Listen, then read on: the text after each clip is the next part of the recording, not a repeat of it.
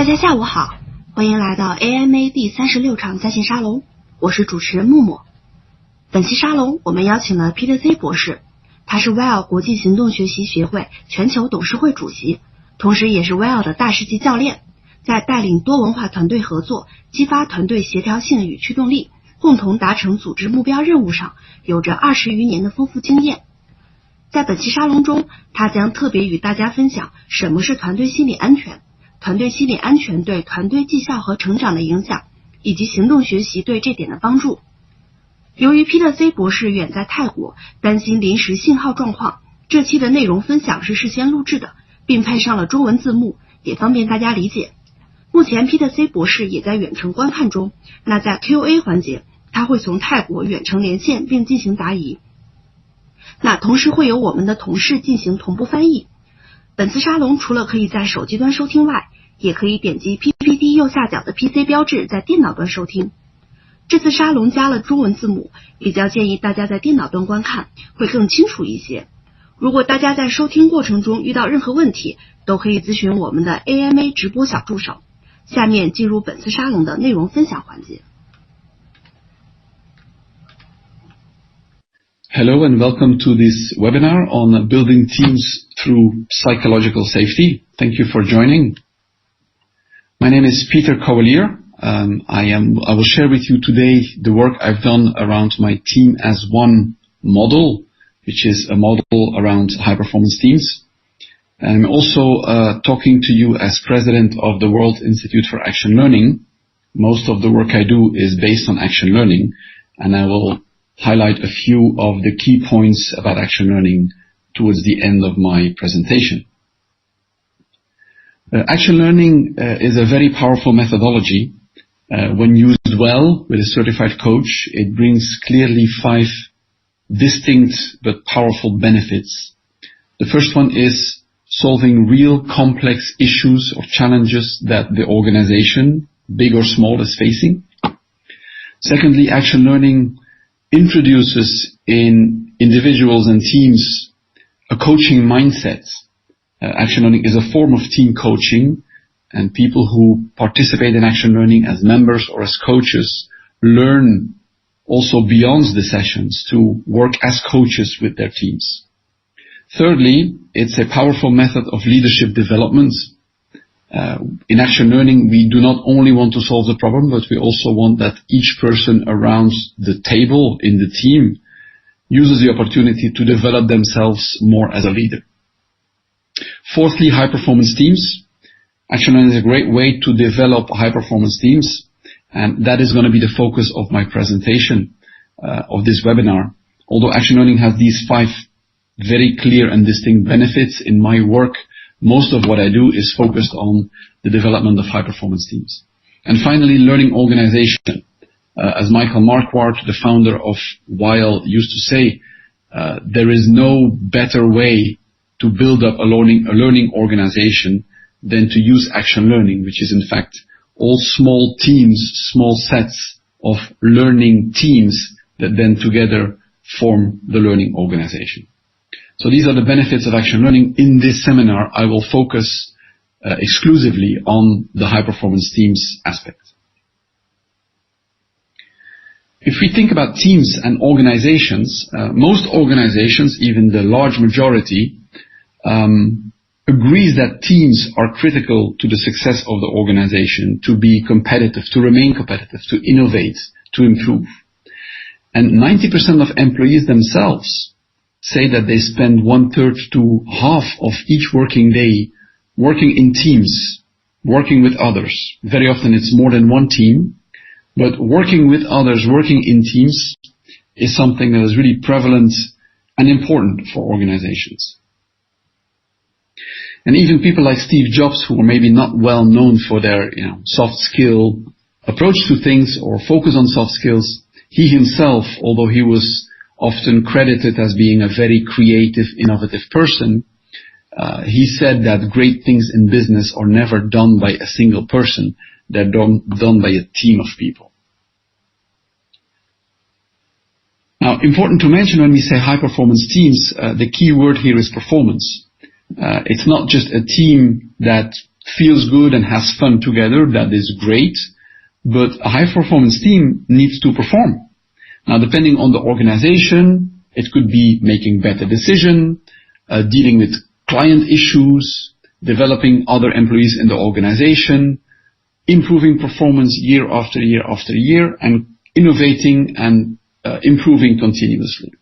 So it's important that we keep in mind that a high-performance team, it's about the performance itself that the team can deliver.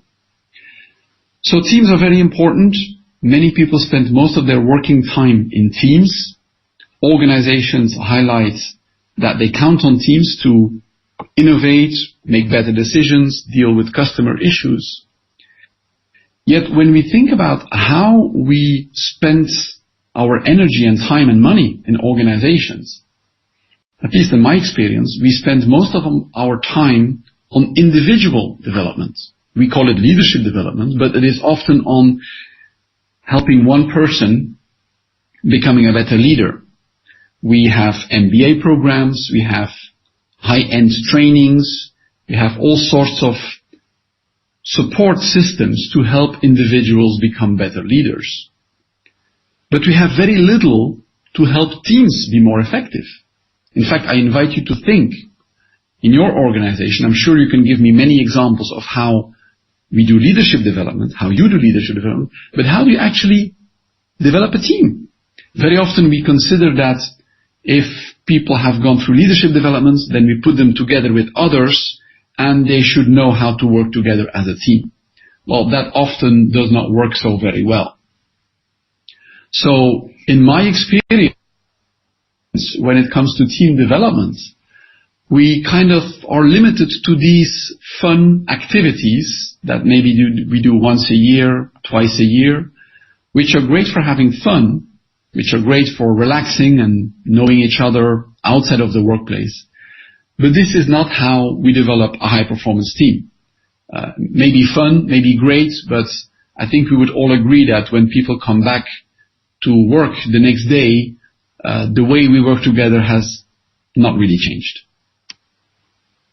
And so because we have no real good way to develop teams,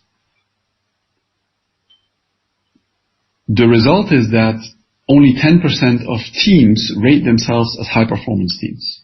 That's a survey done by Team Coaching International. Only 10% of teams rate themselves as high-performance teams.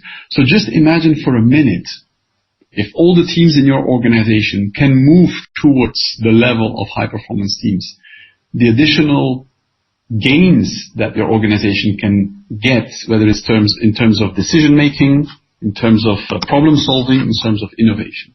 So that's why I focus most of my time on helping organizations building high-performance teams.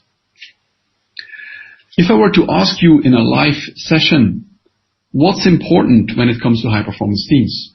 I'm sure most of you will give me some of these answers. I've done this exercise many times, and people will tell me, well, the team needs to have a clear common vision, or a shared purpose, or they must trust each other, they must have a great leader, there must be a lot of diversity, or the roles in the team must be clearly defined. Now, when you look for information about high-performance teams, you will come across all of these characteristics or necessary elements to have a high-performance team. And many consultants will tell you that, clear roles is the most important or trust is the most important. When Google, the company Google, wanted to find out what really makes the difference between high-performance teams and average teams, they actually set up an internal research program. They analyzed their own teams, more than 180 teams, and they spent more than 2 years on it. They tried to understand why some teams were really doing well consistently and while other teams were just doing average. And so after the first analysis of the data, they were actually looking for patterns. Google is very good at analyzing data. They were looking at patterns to see what kind of combination of people would make a high-performance team. For example, maybe you must have all extrovert people together to have a high-performance team. Or maybe you must have a mix between introvert and extrovert people. So they tested all these possible scenarios, possible patterns, But they found out that although all these elements on the previous slide can be important, they are not ultimately the key driver of high-performance teams. Which means what? You can have a diverse team, that's a high-performance team. But you can also have a diverse team that's doing very average, or the other way around. You can have a team that's not diverse at all, yet is delivering high performance. So all the data that they analyzed, they could not come up with a clear correlation between any of these characteristics and the performance of the team, until they discovered a concept called team psychological safety. And then they realized that all the data they had received from their interviews really pointed to this concept of team psychological safety being the key to high-performance teams. And so Google published their findings end of 2015, published their findings of what makes a high-performance team based on their own internal analysis. And you can see on the picture here 5 different elements. From 5 to 1, it's the impact the team considers its work has, the meaning, if the work is meaningful, if there's structure and clarity, and if people can depend on each other. But the first one, and that's the reason it's in a different color, psychological safety, was found by the researchers of Google to be 4 times more meaningful, more impactful than all the other top 4 elements that impact high-performance team. So when Google shared to the world that the key to high-performance teams is team psychological safety, many people thought that was the first time that this was discovered. That was actually not the case. A professor at Harvard University, Amy Edmondson, had already developed the concept of team psychological safety in 1999, so 20 years ago today. And her definition of team psychological safety is a shared understanding by members of a team that the team is safe for interpersonal risk-taking. And it's important to keep this definition in mind. So let me repeat, a shared understanding by members of a team that the team is safe for interpersonal risk-taking. So let's spend a minute on risk-taking. We all know the word risk-taking. What does it mean to take a risk? Taking a risk means doing something where you're not sure if you will make a gain or have a loss. If you think about financial risk-taking, investing, financial investment, of course we all hope, we expect that we will make money, that we will gain money. But we know that it's a risk. So we know that we could also lose money. So that is the definition of a risk. Doing something where you hope for a certain outcome or result, but you're not sure that you will get that outcome or that result. So that is for financial risk. So let's think now about interpersonal risk-taking. Of course, it's not about financial gain or loss, but it's about another form of gain or another form of loss with other members in a team. For example, if I do something, I hope that the team will appreciate me for doing that. That's what I expect. But if it is a risk that I'm taking, I know that maybe in some situations with some teams, I could not get a benefit. I could not get any gain from taking that risk. Actually, people could gossip about me. So this is the definition of an interpersonal risk. It's not a financial risk. It's taking risks with other people. Saying things with other people, doing things with other people. We hope that we will get a good outcome, but we are not sure. And we know that sometimes in certain teams, the impact might actually be negative. So these are examples of what it means to take an interpersonal risk in a team. It could be, just an example, asking questions, saying you don't agree with somebody else's point of view.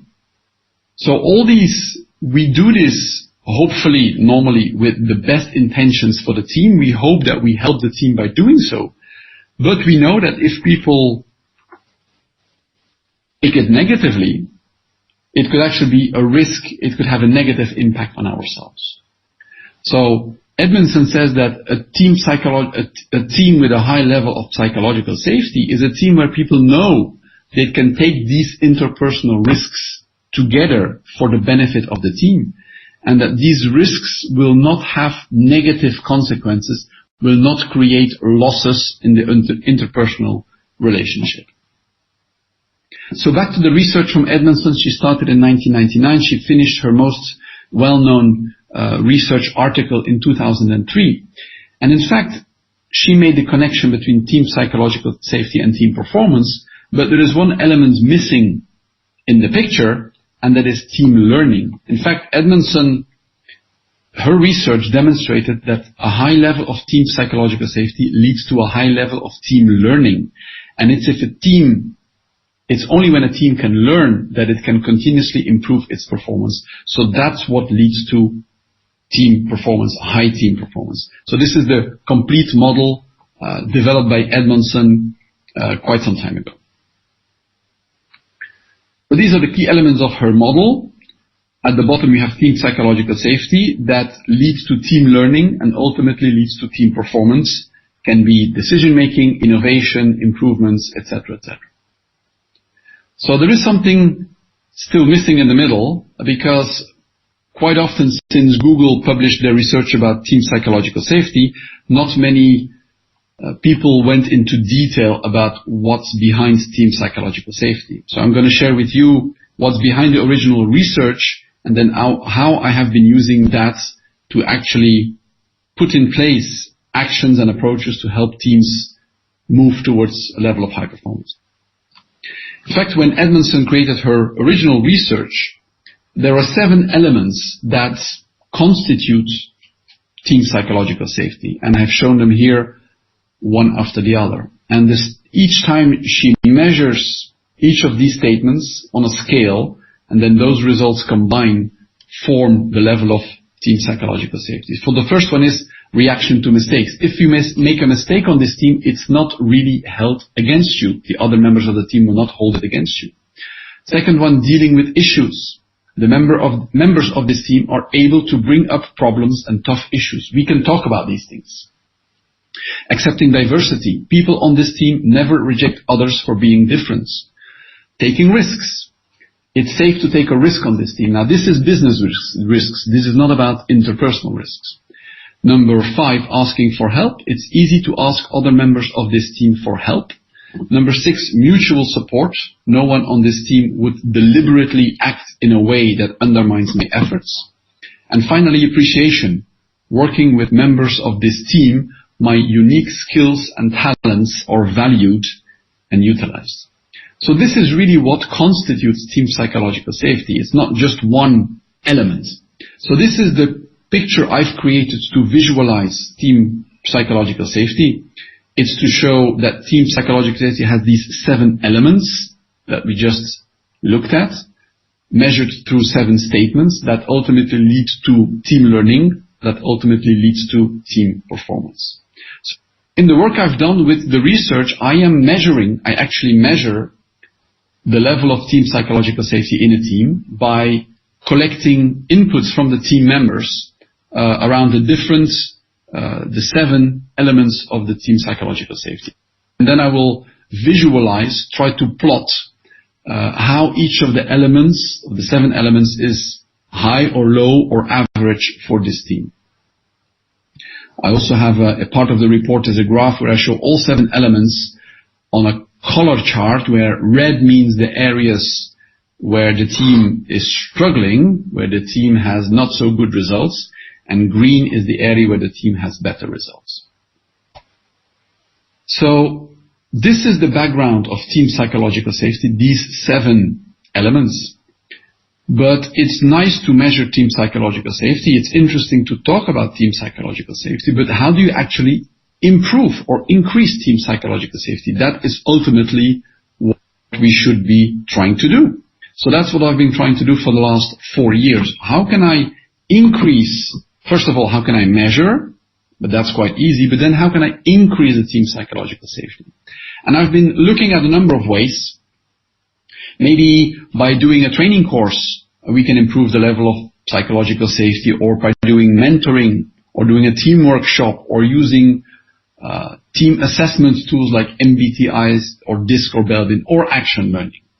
So I'm going to share first with you a workshop I did with a team where I used Belbin as an assessment tool, and we did a 2-day workshop where the team tried to come up with a team charter.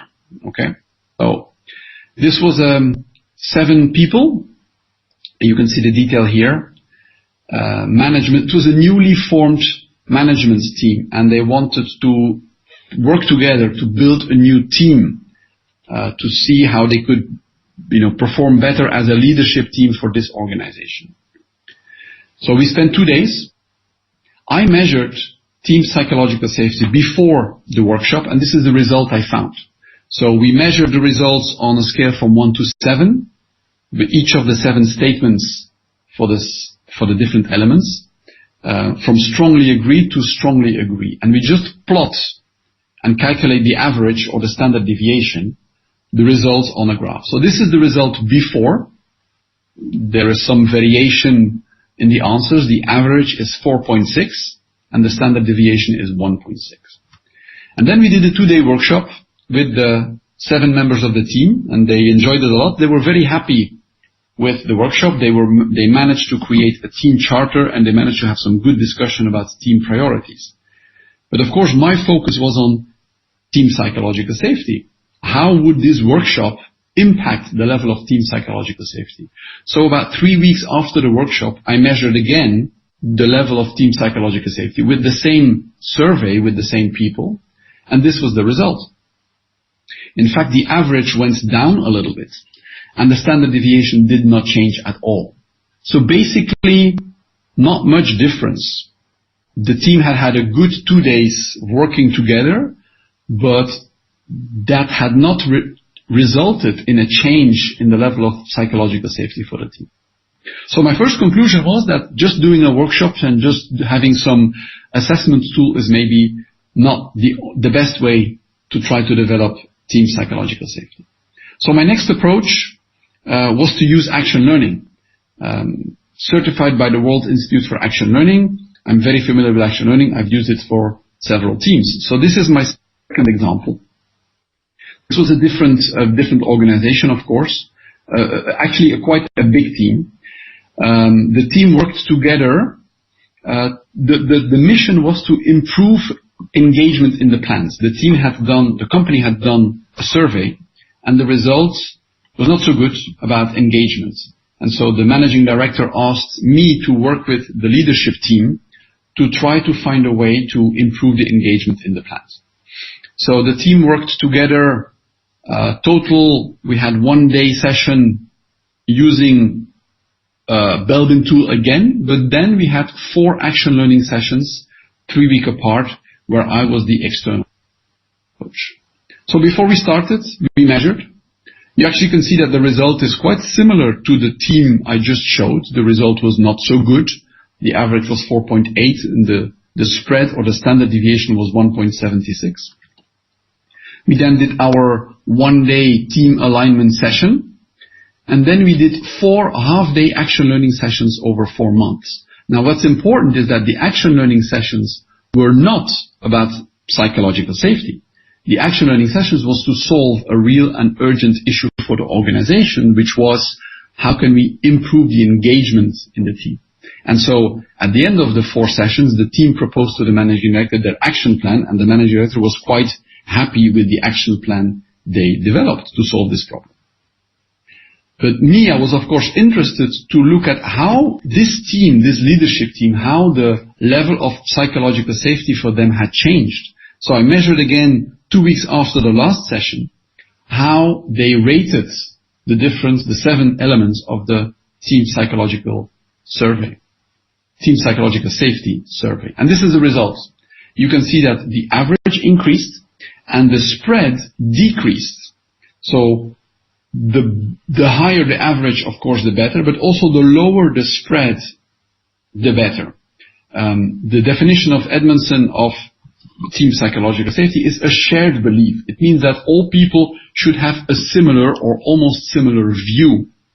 If we have a big dispersion, it means people have a very different view of what's going on in this team, of the level of being able to take interpersonal risks in this team.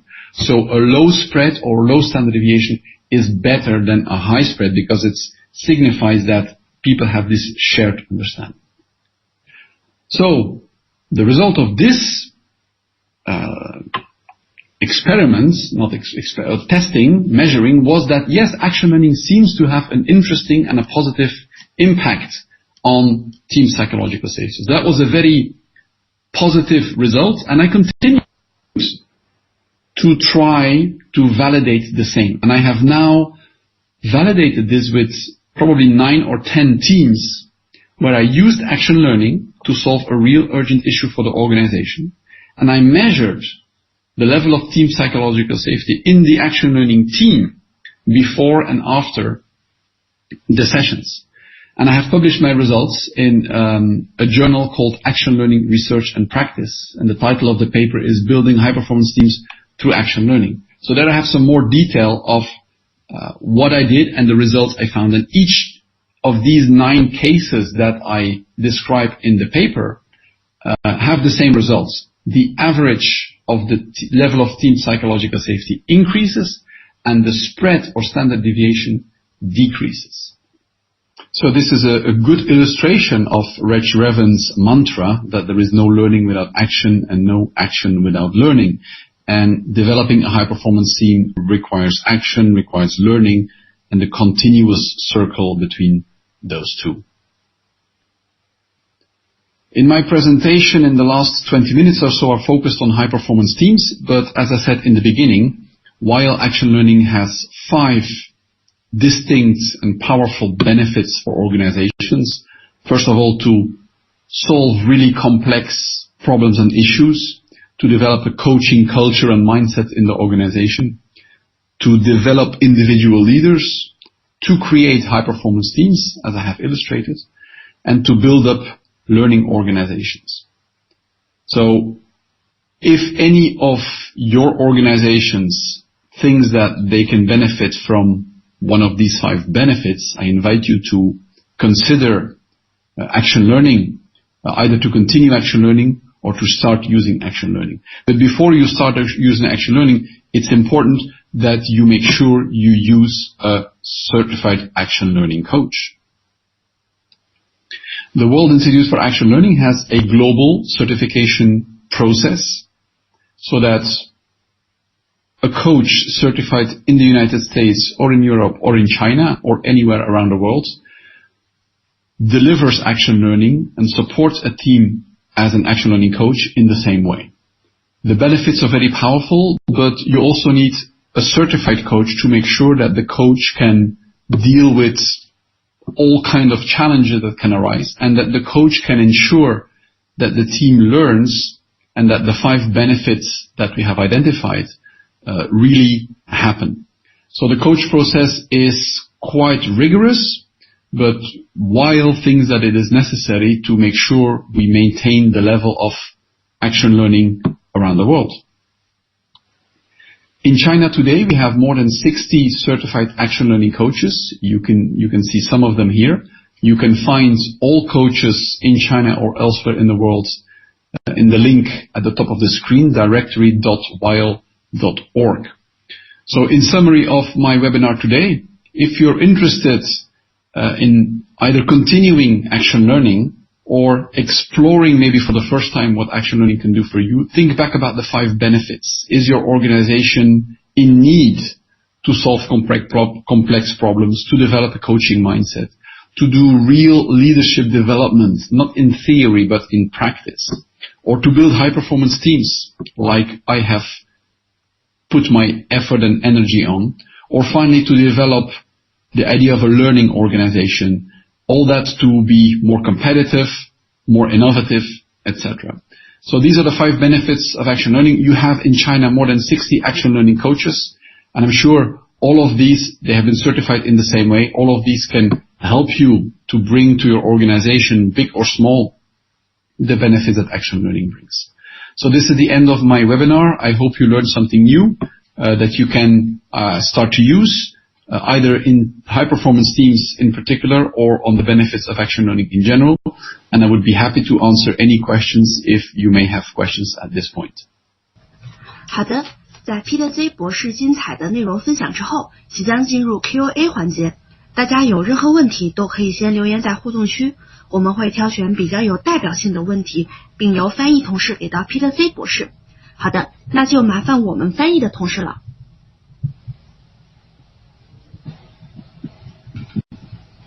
好，大家下午好。那我是今天的翻译哈。我这里看到的第一个问题是这样子的，就是说如果一个团队的心理安全感比较低，那么团员之间呢就比较的客气，对于重要的问题呢都是绕开的，团队的氛围越来越松，越来越散。这个时候呢，一个行动学习的教练他会怎么样来去做？那我现在会先翻译成英文给 Peter C， 然后呢 Peter C 他会在线用英文回答，他回答完了以后呢，我会再翻译回来中文再说一遍哈，我们会用这样的一个程序。好，那现在我跟 Peter C 来说一下哈。Hello Peter C。Hello China. Hello Peter C. Now you are connected to our classroom. So are you ready for the first question? I am ready. Okay. The first question goes like this. If a team has a very low level of team psychological safety, and in the action learning session you see the team members are being very polite to each other, and actually they are avoiding raising the right question and answer the important questions. Then as an action learning coach, how will you handle that? So you already explained in Chinese, right? Yeah, you speak in, I already Got it. Explain the question in Chinese. You please answer in English and I will translate back to Chinese after you. So as an action learning coach, we observe what is happening in the team. So if as a coach I observe that several times some people are hesitant to answer, some hesitant to ask questions or very polite, I will share that with the team. I will say to the team, here's what I'm observing. What is going on? I'll let you translate first. Okay. 作为一个行动学习教练呢，我在团队里面要做的一个很重要的事情就是观察。那我得仔细观察团队在干什么。那我会看到有好几次，这个团队成员呢都比较犹犹豫豫的，好像爱说不说。那这样的话呢，我就会去说给团队说，那我看到这样的情况，那是怎么样一回事 ？Okay. And so the coach will invite the team members just to share what they think, what they feel. Why is it difficult to ask questions? Why are you hesitant? How does it make you feel? And build on that. The coach will never judge. Why don't you ask questions or why? The coach will just observe and invite the team to reflect on how they feel and what the situation is. I'll let you translate first. 那么这个教练呢，他会想办法用提问的方式让团队成员去看到自己怎么回事，然后去反思怎么会这样子的。他会引导这个团队成员去感受一下他们当点的一种感受。那你们感受什么样子呢？你们怎么会这样子感受呢？这背后可能是有一个什么样的想法呢？他会去问出来。他不会做的一件事情呢，是自己在那里判断说大概是这样子或大概是那样子。Okay. And so then I will ask the team now, what is the impact of not asking questions, of being too polite, of being so safe? What is the impact on our team? What is the impact of our performance? What is the impact on the organization? To make the team realize, that is the key word, to make the team realize that this behavior has a negative impact on their performance. I'll let you translate. 那么然后呢，教练会再去引导学员去思考，他会问说，如果我们都很客气，如果我们都回避这个重要的问题，这会有什么样子的一个后果？这对当点的这个讨论有什么样的影响？对大家的这个工作进展会有什么影响，对大家的绩效会有什么影响，对学习会有什么影响，进而对组织会有什么样的影响，让大家去看到这样的行为它产生的一种后果是什么样子的。And so finally, I will say, now that you're aware of the negative impact of this kind of behavior, what do you, all of you in the team, want to do about it? So the answer is we don't change psychological safety in 1 minute or in one session. It is something that takes time, but little by little we help the team learn. That's the focus of this topic, right? Help the team learn of the impact of their behaviors and help them find ways to perform better. 那么当教练引导大家看到了这样子客客气气回避问题产生的一个结果是负面的话呢，教练会接着问大家说，那我们怎么样去做一些改变，我们在行动上我们可以怎么样来去做，那么带着大家呢一步一步从这个回避跟躲闪里面走出来。所以呢，回到我们今天讲的这个团队心理安全，教练并不是说进去一下子把这个心理安全的这个程度调高，这不是一下子做到的，而是说呢，他通过这样的一种问题引导，一点一点的带着团队的成员去冒险。其实每回答一次教练的问题，跟每采取一些可能的一种改变，或者提出一种可能的想法，或者直接落到自己的改变，这都是一种冒险。那么这些小小的冒险加起来呢，团队的这个心理安全的程度会慢慢的提上去。Okay, and so the only thing I want to add is that action learning is a way to little by little build up team safety. Of course, if you start from very, very low, it may take a little bit more time, but in the end, my experience is that it always helps to build up the psychological safety in the team. That's the end of my answer. 好，那么Peter C 博士还想加的一句呢，就是团队的这个心理安全它是能够提高的，只是它的过程是一点一点提高的。如果团队在开始的时候它的这个程度比较低的话，那我们预期需要用多一点的时间，那么教练需要通过一次一次的这个动作把团队往上拉上去，但是总是可以拉上去的。这个问题就先回答到这里。然后我们再来看一下第二个问题。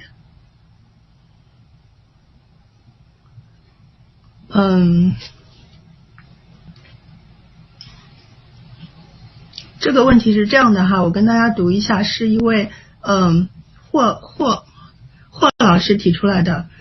行动学习是项目性阶段性的，在行动学习项目结束以后，如何把行动学习期间形成的高绩效团队成果变成常态性、日常性、长期保持下去呢？不可能一直通过行动学习项目或者外部认证的教练来维持吧。好，那我现在跟 Peter C 博士说一下哈。Peter C, now comes the second question. So when a corporate introduces action learning projects, it is a project. It has a start and has an end.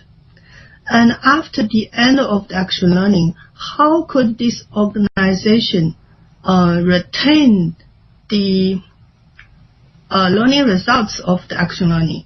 Means retain the high performance team, so that high performance teaming in the work will be a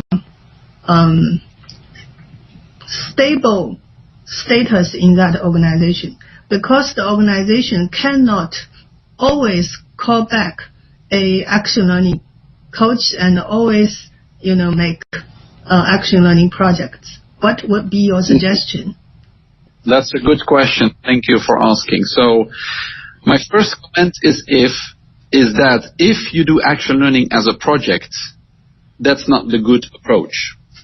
It may start, it may end, but if there is an official end, if there is nothing to sustain, then you will lose the benefits of the action learning approach. Let me take, and then I'll let you translate, let me take the comparison of going to the gym.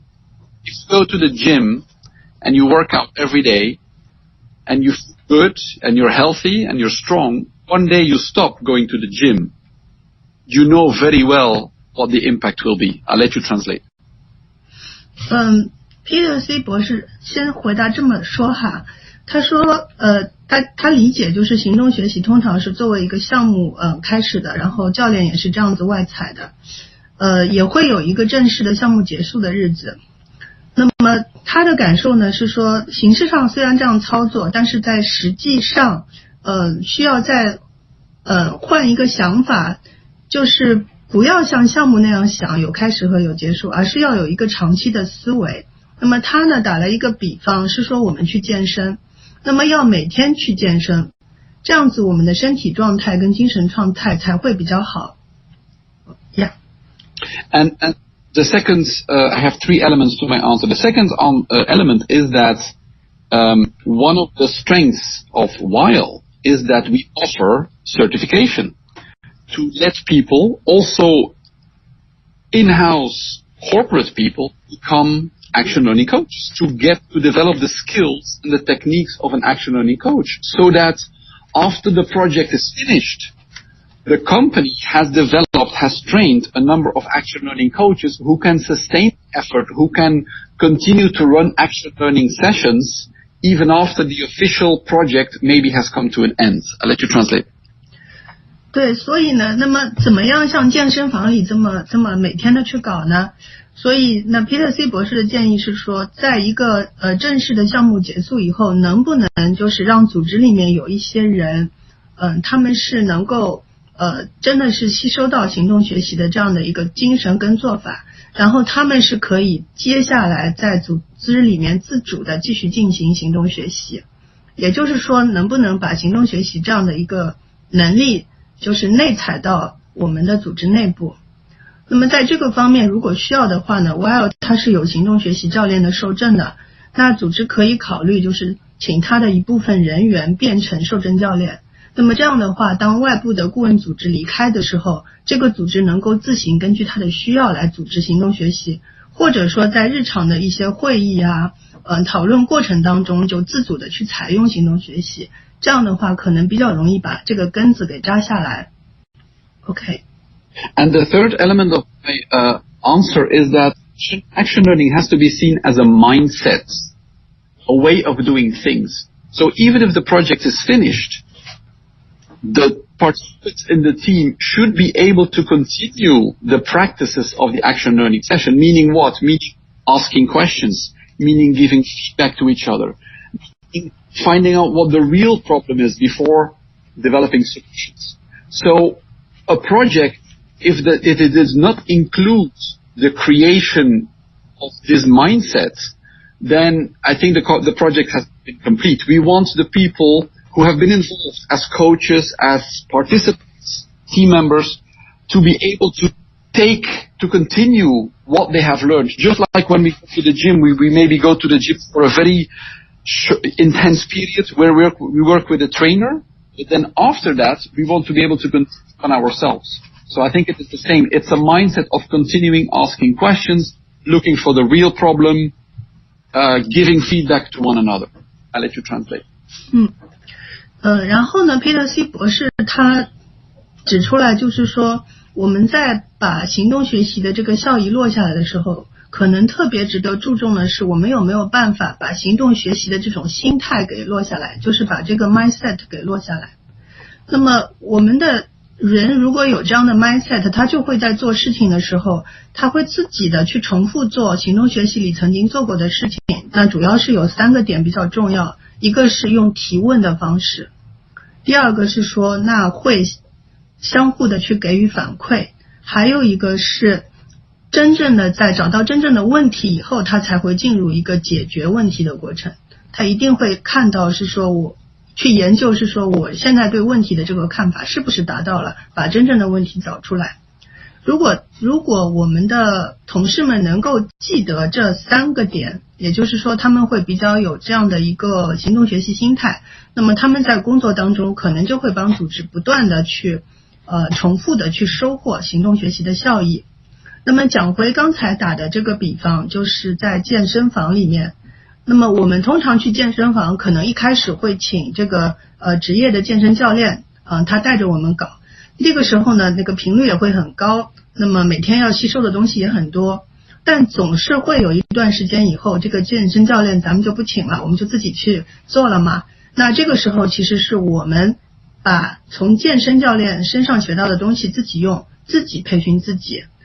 那这个过程呢，跟行动学习在组织里的内化过程是一样的。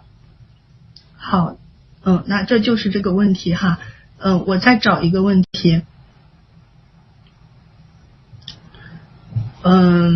有一个问题是说，是 Irene 老师提的哈。他说有很多教练组织都在认证，那请问我们如何去甄别？这个我也问一下 Peter C 博士哈。So Peter C, here we have a third question. There are many certification, coach certification around the world. Yes, in China we have many certification as well. So people here have some confusion over how to select coach certification for their organization. And could you say something? Well, of course, I'm going to tell you that the WIAL Certified Action Learning Coach Certification is the best, but I'll explain why. I know coaches, and I'm sure there's a lot of good coaching, training, certification programs. The reason I think WIAL Action Learning is a great way is for two main reasons. The first reason is that in WIAL Action Learning, we focus on a real problem that organization is having. In the example I talked about my research, we don't get together to talk about being a better team. We don't get together to talk about, let's be psychologically safe. No, we get together to solve a real business problem. It may be market issue, customer complaints, or competition. So the first real reason I think WIAL Action Learning is so powerful is because we focus on real business problems. I'll let you translate that first. 那么 Peter C 博士他自己的感受呢，是他觉得 WIAL 的这个受证是他目前体验到最好的。有两个原因。第一个原因是他觉得 WIAL 的这个受证有一个重点，这个重点就是我们必须基于一个组织的真实的议题。那么大家是坐下来要一起解决组织的一个真实的议题，而不是说今天我们大家就坐下来谈一谈，大家心理安全程度不太高怎么办？不是这么来谈的，而是说，那我们先要把组织的一个问题解决掉，那在同时，其他的一些事情也能够发生。Okay. And so I'm going to complete a little bit on the first point. Go to the second point. If I talk to a CEO and I tell him that I will do a program and it's going to be about leadership development and about being a better team, some CEOs will go like, yeah, okay, that sounds good, but, so what's the benefit for my organization? However, if I tell him that I will develop leaders and I will develop a high-performance team, but at the same time, we will solve the real business issue, real business problems you have today, then the CEO will go like, well, that's interesting. I like this approach because this approach will also help me solve my real urgent, important business issues. I'll let you translate. 那么在 Peter C 跟很多 CEO 交流的过程当中呢，有 CEO 也会跟他说，觉得自己组织里面的这个管理层需要发展，团队需要发展。那么当 Peter C 跟他们去谈进去的时候呢，那 CEO 也会问是说，那我做组织发展，做团队发展，作为整个这个组织这个公司，我到底拿到什么样的效益呢？那么这个时候呢，行动学习就比较有说服力，因为它在发展人、发展团队的同时，它也会帮助组织去解决实际的问题，所以它可以看到的这个效益比较多。And the second reason I think WIAL Action Learning Coaching is such a powerful form of coaching, therefore a very good certification, is because it's a team-based approach. If I do one-on-one executive coaching, I'm going to help one person, hopefully, But the day that the program, the coaching ends, there's only this one person in the organization who will hopefully, maybe, continue what we discussed. If, however, I work with a team with 6 or 7 or 8 people, the day that the project ends, I have 6 or 7 or 8 people who have learned to ask better questions, who have learned to find out what the real problem is, who have learned to work better as a team. And so I have 6 or 7 or 8 people who can then replicate or apply this with their own teams. So I think the multiplying effect of action learning is much bigger than in most individual forms of coaching. 那第二个原因呢，是因为行动学习教练他直接是一个团队教练，他不再是一个1对1的教练。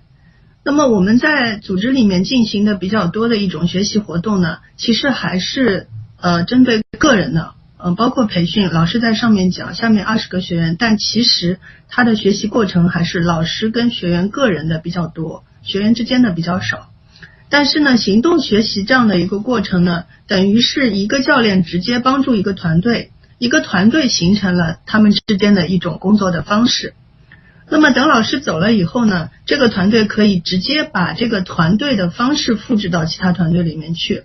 这个显然呢是要比每个都是单独培训的放到一起去复制出一个团队模式。那行动学习呢，是一个团队直接去复制出一个团队模式，那显然是行动学习的这个复制的模式要快速要有效的多。 OK， That's it. OK， 那我再来找第4个问题哈，大家等等我。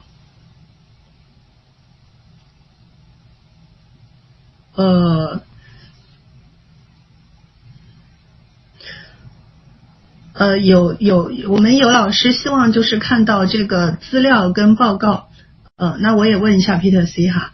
So Peter C, another question. Some of our participants would really like to read your paper and your research data.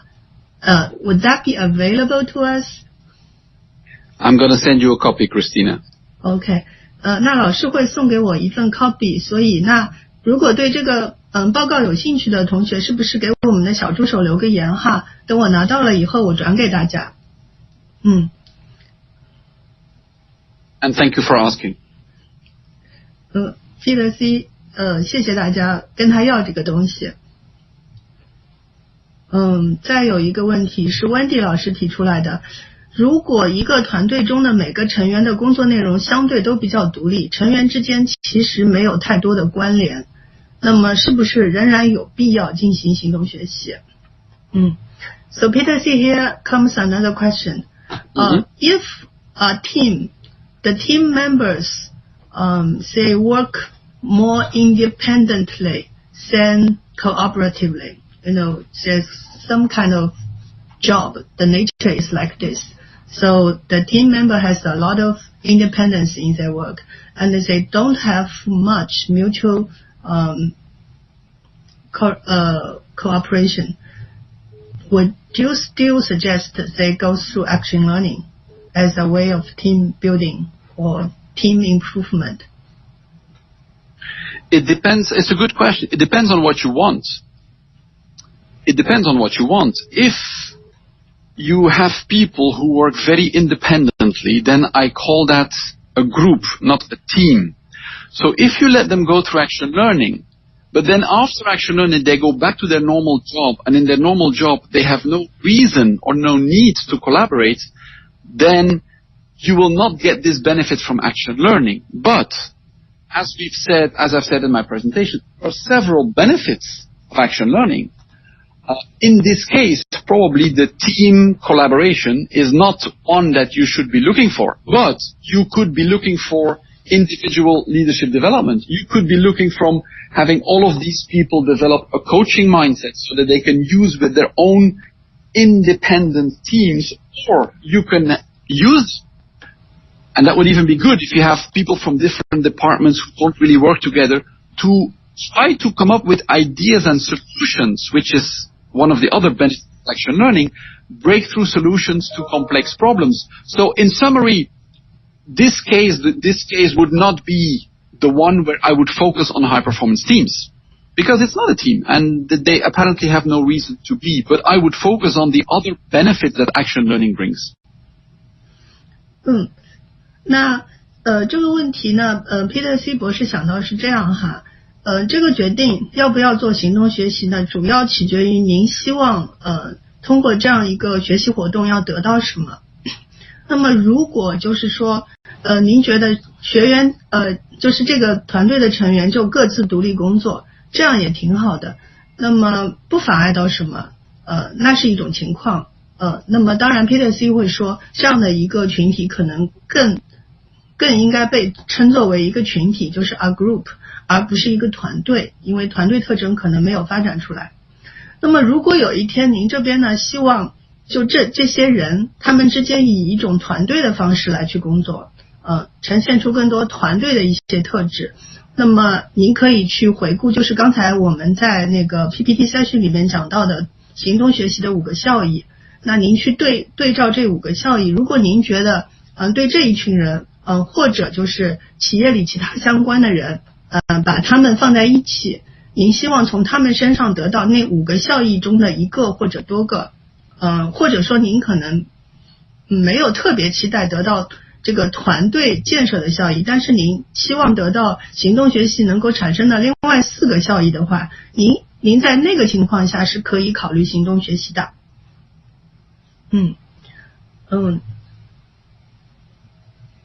我再看一下。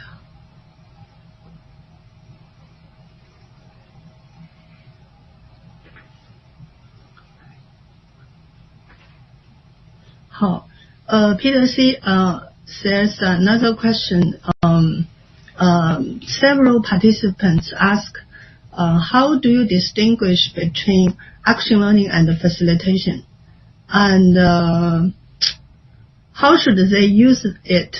Can they use it in a mixture, or should they use it separately in real case? In real case, thank you for the question. So I do both facilitation and action learning, but I never mix. Because if I mix, I am confusing the participants. If I do facilitation, I will design a process. I will design the steps. I will decide step 1, step 2, step 3. And the participants will build the content. So I will guide the participants. And with some clients, if I need to develop a strategic plan, if I need to design a new vision or mission statement, I will use facilitation. I will let you translate first. 那么 Peter C 博士他个人在工作当中呢，他是引导方式跟行动学习方式2个方式都用的。那么他比较推荐的做法呢，是把2个方式区别开来。这个呢就牵扯到在整个项目的设计过程当中，就有意识的去把它们进行一个拆分的一个设计。那么比如说他如果是要去做一个战略的引导或者一个愿景的引导，这个部分呢他比较会用的是引导的方式。Yeah. So in facilitation, I believe that the participants don't learn a lot because the participants just follow me. They follow my steps. They participate, they contribute, but they don't learn. In action learning, the focus is on learning. We want the participants to learn and to learn by doing.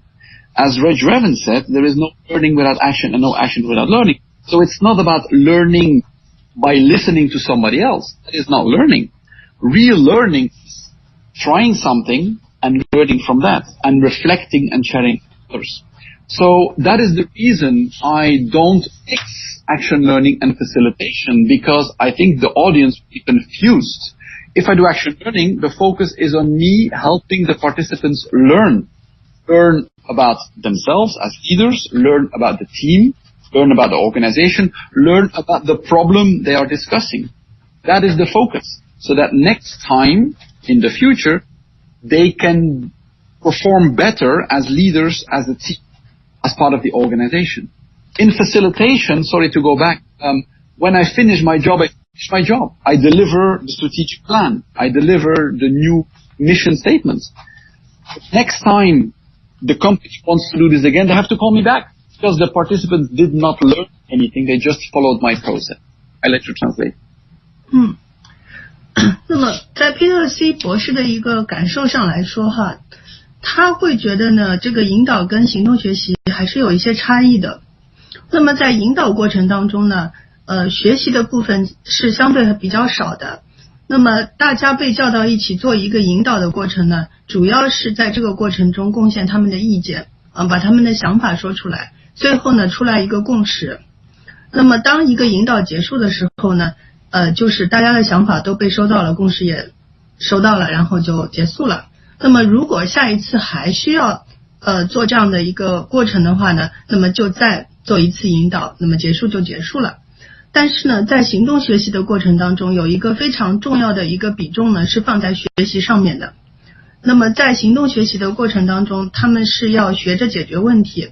怎么学着呢？就是要在过程当中不断的反思，去学自己是怎么回事，学团队是怎么回事，学组织是怎么回事，学那个问题是怎么回事。他每做一段吧，他都得要学一段东西。因此呢，他会觉得就是说，学员如果在一个引导跟行动学习完全混在一起的地方呢，他们比较容易在角色上有一些混淆。就他到底是来学习的呢，还是他是来贡献的呢？因为在行动学习里面，他们是必须有意识的去进行一个学习的，而在引导的过程里面呢，他们比较多的是把自己知道的东西贡献出来，这段是有差别的。因此呢，皮特西他会把这两段做一些区分。Yeah. That is it. That was my answer, Christina. Okay. So let me find another question. Let's make it the last one, okay?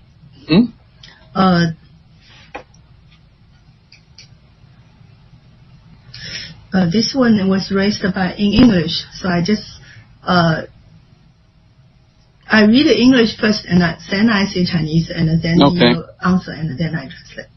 So this is by a Mr. J or Mrs. J. So hi Peter C, we have rolled out action learning in our leadership development programs. We collect real business challenges from management and assign these topics to the project team. And assign these topics to the project teams. And project teams will work on this topic together. But actually, when we do the final project report, the result is not so satisfying. 就这点吗？就是还不是太清楚。So Peter C, I guess probably he or she is asking, while the project was started as is stipulated, but the result is so satisfying. When they do the final project report, they find that the result is not so good. So how to improve this situation? You need to translate first in Chinese the question. 是 ，sorry 。我们有一位 J 老师提的问题，他是这么写的，就是他们呢是把行动学习引入他们的领导力发展项目的，那么他们也确实是从这个公司的这个业务当中找到了真正的业务上的问题，然后呢把这个问题呢给到了项目的团队去做，那么团队呢也确实是在一起去做了这个行动学习，只是呢就是到最后的阶段要出这个期末的汇报了，发现这个结果不是那么的好，所以呢他就想问皮特西博士，像出现这种情况的话，那怎么去进行一个提升，以及他在这个流程上可能可以做一个什么样的改进。 So Peter C, so I just received the question is, in this kind of situation, how to lead the action learning process? Yeah, what's your suggestion? Okay, thank you. So first of all, it's of course very difficult to give comments on a case I don't know. It sounds disappointing. I would like to make suggestions or ask a few questions. Has the expectation be clearly defined to the teams and to the coaches? You know, what was expected or what was not expected? It seems that the person who asked the question said there was disappointment, but we don't know in terms of what. I think the first thing to think about is to say, were the expectations clearly explained from the beginning? The second thing I want to talk though is, in action learning we want to achieve two things. We want to solve problems, but we also want the team to learn. And it seems from the question that the organization was not really satisfied, I think, the problem solving part. But what about the learning part? Did the team learn? Maybe they did not do so well this time, but if they have learned, we believe the action learning mindset that next time they will do better. If the first time I go to the gym, it's probably going to hurt a lot. I'm going to suffer a lot. And I will not be very happy with my performance. But if I keep on doing that, just like developing a muscle, I will probably perform better later. So when you do action learning, you should balance between solving the problems, finding solutions, which is very important. And again, if in this case it was not satisfactory, then you need to do an analysis of what went wrong. But you also have to focus on why do we do action learning? Because we want people to learn as individuals, as teams, and as the whole organizations. This second part about has the organization learned, have participants learned, I don't hear anything about that in the question. And so I hope that they have learned and that next time they would do better. That's the mindset of action learning. 那 Peter C 博士呢，他是因为他没有办法知道特别的详细的一个过程，所以他没有办法给到特别详细的建议。但是呢，他建议从3个角度去考虑。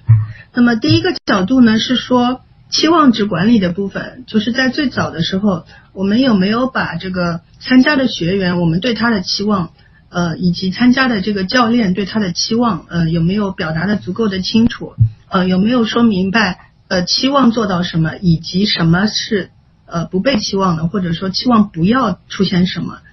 那么第二个点呢是一般来说我们觉得这个行动学习的过程不够理想，往往是因为我们比较看得见的是解决问题的那个部分不够理想，问题的解决可能做得不到位。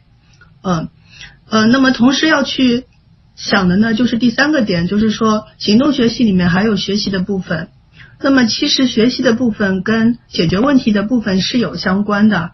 那问题解决的不好，有没有可能是因为学习的部分它的一个进度不够好，所以它不足以支撑解决问题的部分。那么回到我们前面讲的这个健身房的这样的一个案例，就是我们在里面一直锻炼，但是总是觉得状态好像还没有变得很好，这个就类似于我们解决那个问题没有解决的特别好。那这个时候可能我们就要做一个这个肌肉的一些测试，然后发现说哎呀哪一块肌肉可能需要特别的额外的练习一下，这样我们的一个整体的表现就会好一点。所以回到行动学习，那如果我们觉得问题解决的不尽完美，不尽如人意，可能就要回去看是说它某一段是不是需要有一些值得的学习，能不能是把这个值得的学习给补上，这样的话解决问题的部分可能才就可以去提高。那如果有一些更多的细节的话，可能是可以讲得更深哈。That's my answer. Well, I'm still receiving questions. Can I ask one more? You can. 有好几个So I speak Chinese first. 有好几个问题呢，我看到都跟心态有关啊，都是很棒的问题。比如说是他跟这个团队壁垒这个事情是怎么连在一起的，还有呢他是会问到就是个人心态这个事情它是怎么相关的。所以呢我就问一下 Peter C 博士，就是整个 Action Learning 跟个人的心态或者团队的心态他怎么看哈。So Peter C, the final question is, how would you say? Are we can we apply action learning to change individual mindset and team mindset? For example, we have cross-team barriers. Can we use action learning to break the cross-departmental barriers? Or can we use action learning to improve individual mindset? So around the word mindset, what would you say? Okay, that's a big question to end with. Mindset is a very big word. Okay, mindset is what happens in people's minds. It's what they think. I don't believe that we should be thinking about changing people's mindsets. But this, what I'm saying now, is not linked to action learning. But just in general, it's very easy to talk about somebody's mindset. So that's a first comment. It's easy, but it's a big topic because we don't really know what other people think. So allow me to answer the question. There was talk about collaboration. I will just say it's the perfect example to build bridges across silos in the organization. Just in 30 seconds, I have a company in Thailand who did exactly that. They have a big company, they were growing very fast, but accounting was not really talking to sales or talking to the warehouse. Everybody sends emails, everybody talks about one another, but to one another. So they developed action learning. Very simple, where just people would share, the accounting person would share, one problem I have, I never get the documents in time at the end of the month. And doing action learning and listening and asking questions, the atmosphere of action learning really helps create a positive environment. And people were there to help one another. And so this week it was the accounting person with her problem, and next week was the warehouse person with their problem. And so people start to listen to each other. They find out that many people have many problems. And they get to know each other better at the same time. I'll let you translate this part first. I want to add one thing later. 好的，那么PwC 博士觉得，刚才这个问题挺大的哈，关于我们的心态的改变。那么他觉得这个心态改变是挺不容易的，因为总的来说，心态是一个人脑袋里在想什么，我们又比较看不到这个东西，所以不太的容易去改变。那么相对可以比较落地的去讲的是，行动学习呢，对于在合作这一块，它是能够产生看得见的变化的，它是能够在这个就各个独行侠之间建立桥梁，这个是看得见的。那么比如说他现在在忙的一个在泰国的 case 上面，会计跟这个财务人员跟销售人员就打起来了，然后不说话了。然后有什么就是送邮件这样子搞。那么到了行动学习的这个场里面，有这个教练这么带着管着，那么大家就必须要去问一个就相互要提问了。那要解决财务的问题，或者要解决这个仓储的问题，或者要解决销售的问题，那怎么办呢？那来自不同部门的人相互去提问，这样一提问呢，它客观上导致一个结果。就是在一个部门的人，他就会知道另外一个部门的一个情况，那么知道了这样的一个情况以后，这就是一个很好的基础去打破跨部门的这样的一个壁垒。Okay. And so the second part I want to answer about is purely mindset. So have I seen people really change their mindset? Yes.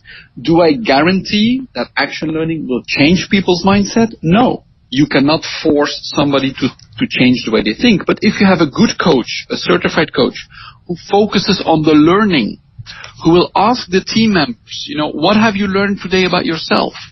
What have you learned about the other people in the group? What have you learned about questions you ask? What have you learned about questions other people ask? If the coach has these moments of intervention where people reflect and share, many people will significantly learn and say that they have really opened their eyes, opened their minds, and that is the definition of mindset, to listen more to other people. But I want to emphasize, I will never guarantee that I can change somebody's mindset in any way or form, by the way, not just with action learning. But I have seen it a lot of times. 那么然后回到这个改变心智这一块呢，那么 Peter C 的博士是他看到很多次行动学习确实产生了改变心智的作用，但是呢，他个人他不会去承诺说心智一定会改变，因为实际上在行动学习的过程中，我们是种下了改变这个心智的种子，但是这个种子发不发芽还得看那个个人。那么这个种子是怎么种下去的呢？主要是我们去看那个行动学习的教练，他能不能抓住一些关键的时刻去提出这样的问题，比如说，那你从团队那里学到了什么？你从什么什么什么那里学到了什么？那么如果能够抓住这样的一些关键时刻，提出这么一个有力的问题的话，那么可能那个个人在那个当下他会被震到，所以一个种子他就埋进去了，慢慢它能够发芽，然后慢慢的我们能够看到心智的一个改变。OK. That was my answer. So that's all for the Q&A session.